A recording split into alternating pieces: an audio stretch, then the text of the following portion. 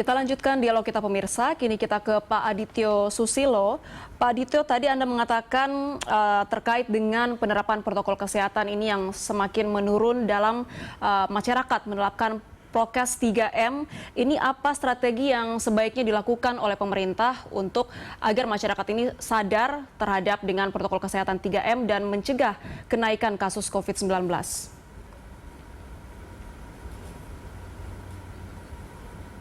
Untuk hal ini, kita bisa lihat dari berbagai himbauan yang terus dikumandangkan, tidak hanya dari media elektronik, tapi juga di media-media yang lain, begitu kita banyak melihatlah upaya-upaya ini. Tapi memang untuk bisa kondisi ini dapat berjalan dengan baik, rasanya himbauan saja itu adalah upaya yang bisa dilakukan. Tapi selebihnya memang perhatian dan kerjasama dari kita semua yang saya kira dapat menjadi kunci penting terhadap penanganan dan pencegahan ini.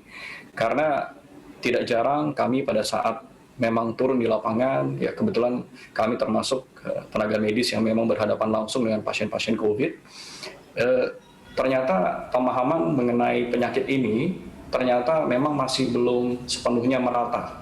Artinya tidak sedikit barangkali dari masyarakat kita yang masih belum sepenuhnya menyadari apa itu penyakit COVID dan apa bahaya yang dapat ditimbulkan dari penyakit ini. Sehingga pada saat kondisi ini barangkali tidak sepenuhnya difahami, tentu himbauan untuk pencegahan ini juga menjadi seolah-olah tidak menjadi terlalu penting gitu bagi beberapa orang tersebut. Sehingga memang barangkali pemahaman yang atau himbauan dan yang mencakup pemahaman yang lebih baik mengenai kondisi ini tidak hanya terhadap pencegahannya, tapi pemaparan begitu barangkali terkait dengan apa yang dapat terjadi dan risiko apa yang dapat timbul. Saya kira ini menjadi hal penting yang juga harus dimengerti oleh kita semua. Karena tentu ya seperti peribahasa, kalau tak kenal maka tak sayang begitu ya. Mungkin kurang lebih seperti itu. Kalau kita tidak mengenal apa itu COVID, barangkali kita jadi tidak paham apa yang harus kita lakukan untuk mencegah penyakit ini. Mungkin itu barangkali. Baik, ini artinya ada keterbatasan pengetahuan di kalangan masyarakat yang bahkan tidak mengenal apa sebenarnya itu COVID-19. Lalu berkaitan dengan hal ini, Pak, apakah pemerintah mungkin sebaiknya mengambil langkah tegas atau kebijakan tegas? Ya, saya kira ini barangkali harus dibincangkan lebih lanjut lagi di Satgas barangkali dengan tim yang terkait mengenai hal ini. Tapi saya meyakini bahwa semua upaya-upaya preventif yang optimal itu akan terus dilakukan. Saya meyakini itu. Dan barangkali pendekatan-pendekatan ya tidak hanya kita harus pendekatan secara tegas gitu. Kadang-kadang pendekatan yang sifatnya persuasif dengan melibatkan banyak unsur yang dihormati oleh masyarakat. Ini juga dapat menjadi kunci di dalam memberikan pemahaman dan pengertian bagi masyarakat kita. Karena Indonesia adalah negara yang memiliki banyak masyarakat dengan beragam budaya. Saya kira pendekatan-pendekatan secara kultural yang memang dapat menembus ke jiwa masing-masing orang yang memang sudah mendarah daging selama ini dapat menjadi pendekatan yang saya nilai juga barangkali akan menjanjikan begitu. Jadi tidak selalu pendekatan itu harus bersifat tegas begitu ya, meskipun memang pendekatan tegas itu sangat-sangat penting, tapi upaya-upaya lain yang barangkali sifatnya lebih persuasif dan lebih dapat diterima sesuai dengan kondisi kultur dari masing-masing masyarakat kita. Ini juga saya kira dapat menjadi pendekatan lain yang dapat diupayakan dan dapat menjadi efektif. Demikian. Jadi sejauh ini yang cocok untuk diterapkan di masyarakat Indonesia adalah pendekatan persuasif ya Pak. Kita sekarang ke Pak Tonang. Pak Tonang, menurut Anda apa yang sebaiknya dilakukan agar laju pertumbuhan COVID-19 ini tidak terus meroket sehingga pada akhirnya berdampak kepada kepenuhan rumah sakit dan juga keterbatasan tenaga medis? Satu, menurut saya adalah keteladanan. Yang kedua, kebersamaan. Keteladanan artinya, mohon maaf, kita semua di level manapun, artinya tidak hanya berarti presiden, semua ketua termasuk saya sekalipun juga harus memberikan keteladanan. Dalam bahasa lain adalah orang yang memiliki kewenangan lebih, tentu juga memiliki tanggung jawab lebih untuk diteladan. Itu nomor satu. Itu yang menurut saya kita kurang. Ini tidak ada orang atau satu pejabat. Ya kita semua ini kurang untuk memberikan keteladanan. Yang kedua adalah kebersamaan. Kita sudah melihat bahwa ada beda kebijakan, ada beda pemahaman, ada beda pendapat di antara para beliau-beliau yang memiliki kewenangan. Yang akhirnya membuat masyarakat itu bingung dan ujungnya menjadi apatis. Ini menurut saya yang tadi disebut dengan satu komando, satu paparan, dan satu keputusan dan jalankan. Dan itu landasannya menurut saya cuma dua tadi, yaitu keteladanan dan kebersamaan. Kalau itu sudah, kita baru bicara soal pemberian sanksi. Saya kira serinya begitu.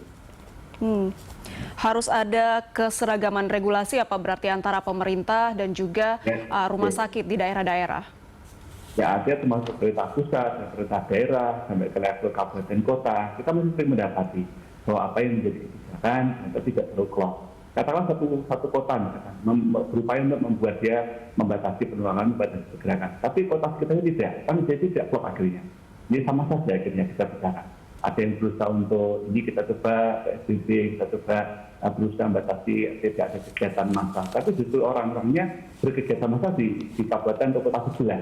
Ini kan sebenarnya menjadi tidak klop semua. Dan itu menurut saya memang perlu satu komando dan nanti semua menjadi klop sama. Baru kita bisa lakukan. Karena bagi rumah sakit, kami tentu tidak bisa membatasi bagaimana yang menerima pasien dari satu kota. Jakarta kan tetap terima semua. Padahal dari semua pasien ini ada yang kotanya itu menjalani dengan ketat, ada kota lain yang barangkali agak longgar, sebelahnya lagi mungkin malah justru seolah-olah tidak ada pengetatan. Akhirnya ini menumpuk menjadi satu dan akhirnya memperburuk situasi.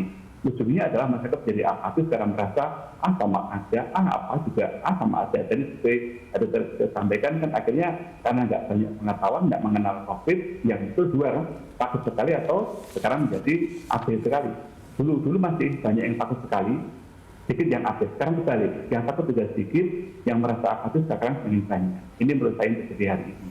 Demikian. Baik, artinya ini memang sangat penting sekali untuk ada satu suara dan juga satu komando antara pemerintah pusat, daerah, dan juga rumah sakit. Kita ke Pak Adityo sekarang. Pak, dari Anda sendiri selaku sebagai tenaga medis dan juga bagian dari Satgas COVID-19, bagaimana Anda melihat koordinasi antara pemerintah pusat, daerah, dan juga rumah sakit yang ada saat ini? Ya, terima kasih. Jadi ini pertanyaan yang barangkali teknis ya. Tapi kalau dilihat upaya-upaya untuk mencapai koordinasi yang baik itu saya meyakini itu juga terus diupayakan. Tapi ya barangkali secara geografis negara kita dengan keunikannya begitu, memang ini ya mau tidak mau ini dapat menjadi kendala juga gitu. Dimana kita harus berpikir Indonesia yang terdiri dari berbagai negara kepulauan begitu yang barangkali jangkauan untuk transportasi dan yang lain-lain ini juga dapat menjadi kendala. Kemudian saat ini ya tentu kita semua banyak yang bergantung dengan media digital gitu, jadi barangkali ketersebaran informasi yang memanfaatkan misalnya internet dan yang lain-lain mungkin di beberapa daerah juga ini menjadi kendala. Namun demikian saya kira upaya untuk menyelaraskan komando yang disampaikan Dr. Tonang tadi memang saya meyakini ini akan terus diupayakan karena kita harus bisa membayangkan bahwa apa yang kita lakukan saat ini adalah suatu orkestrasi besar. Orkestrasi besar yang berupaya untuk membangun suatu nada yang indah agar tata kelola COVID ini dapat menjadi merdu begitu kurang lebih. Nah, untuk menciptakan orkestrasi yang baik seperti ini tentu dibutuhkan kerjasama dari berbagai unsur terkait yang tentu ini bukan suatu hal yang mudah. Tapi dengan niat baik dan upaya yang maksimal, saya tentu berharap ke depannya segala kekurangan yang mungkin masih kita hadapi, harapannya ke depan hal ini dapat diatasi. Dan saya meyakini ini bukan upaya mudah, tapi saya terus meyakini ini akan sama-sama bisa kita lakukan. Keteladanan dan kebersamaan tadi yang disampaikan Dr. Tonang, saya kira demikian. Baik, Pak Adityo dan juga Pak Tonang, yang saya tangkap dari dialog kita hari ini, kesimpulannya adalah harus ada satu suara dalam penerapan regulasi, baik itu antara pemerintah pusat, daerah, dan juga dengan rumah sakit rujukan COVID-19 ini untuk melakukan langkah atau strategi yang tepat untuk nantinya mengantisipasi jika akan ada lonjakan kasus positif COVID-19 lagi ke depan ini. Terima kasih Pak Adityo Susilo dan juga Pak Tonang Dwi Ardianto sudah hadir bersama kami. Terima kasih.